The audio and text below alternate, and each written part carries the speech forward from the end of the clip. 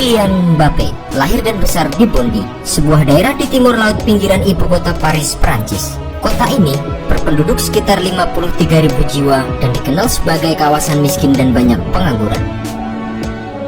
Seiring berjalannya waktu, Bondy menjadi kawasan yang penduduknya mayoritas imigran dari Afrika Tengah dan Utara.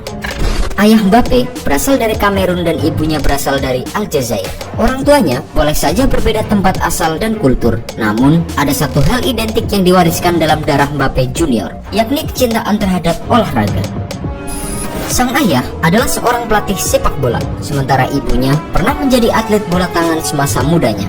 Kegemaran Mbappé terhadap sepak bola sendiri sudah terlihat sejak ia masih balita. Dalam buku The Second Prince of Monaco, masih jelas diingatan Wilfred Mbappé tentang kegilaan anak sulungnya itu terhadap si kulit bundar. Kylian kecil bahkan disebutnya bisa menonton 5 pertandingan sepak bola berturut-turut tanpa merasa bosan. Sudah merupakan hal yang lumrah jika pemain besar tumbuh dari lingkungan yang tidak ramah untuk tumbuh kembang seorang anak. Mbappé pun mengalami hal serupa. Di daerah pinggir kota Paris, tempatnya menghabiskan tahun-tahun pertamanya dalam hidupnya, memang dikenal sebagai zona rawan tindak kriminalitas dan perkelahian antar geng. Sepak bola pun menjadi pelarian yang tepat, sebuah pilihan masuk akal yang bisa disodorkan oleh orang tua Mbappé. Klub yang dilatih ayahnya, AS Bondy, menjadi tempat pertama mengasah bakatnya sebagai winger kiri. Setiap jam sekolah usai, Kylian langsung menuju tempat latihan. Hal itu sengaja dilakukan demi menjauhkannya dari pengaruh buruk lingkungan. Dari hari ke hari, kemampuan Mbappé meningkat pesat, namun tidak diiringi dengan kualitas latihan yang diterima. Alhasil, ayah Mbappé mengirim sang anak ke Akademi Sepak Bola Nasional Prancis. Di pedesaan dan asri itu, Kylian mulai menjadi pusat perhatian berkat gocekan bola yang terhitung luar biasa untuk seorang anak berumur 10 tahun. Hal tersebut membuat klub-klub asal Prancis dan Spanyol silih berganti datang membujuknya untuk pindah bersama mereka. Di usia 11 tahun, ia bahkan sempat menjajal trial di Inggris bersama dengan Chelsea. Namun, pada akhirnya pilihannya justru jatuh ke AS Monaco.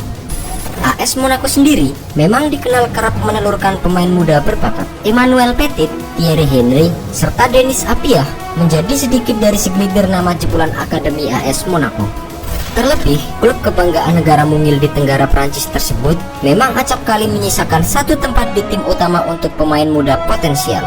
Leonardo Jardim, sang manajer, melihat Kylian Mbappé sebagai aset berharga Monaco. Alhasil, juru taktik asal Portugal tersebut memberinya kesempatan debut di tim senior di akhir 2015 pada usia 16 tahun. Kylian pun berhasil mematahkan rekor Henry yang sudah bertahan selama 21 tahun lamanya. Seiring berjalannya waktu, Kylian mulai dianggap sebagai titisan Henry.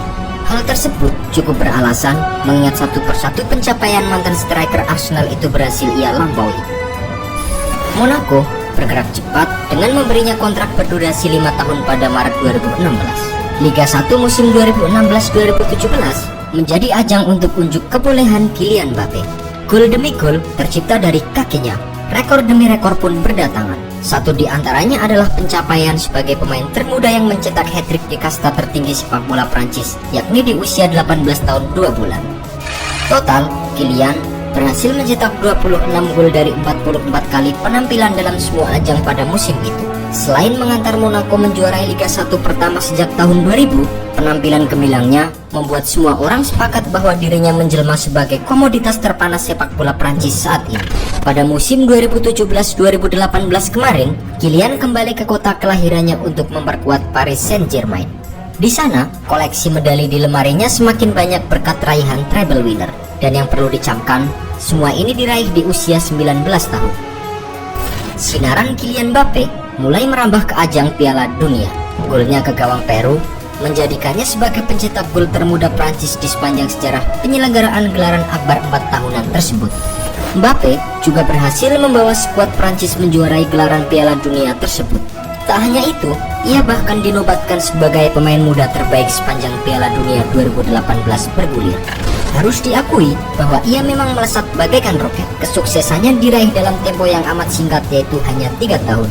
Namun, perjalanan sosok yang mengidolai Cristiano Ronaldo itu masih sangat panjang. Rekor demi rekor yang disebutkan tadi hanyalah awal dari ratusan ribu langkah yang sudah menunggu. Melihat prospeknya, trofi-trofi lain tampaknya hanya menunggu waktu untuk bisa digenggam oleh Kylian Mbappé.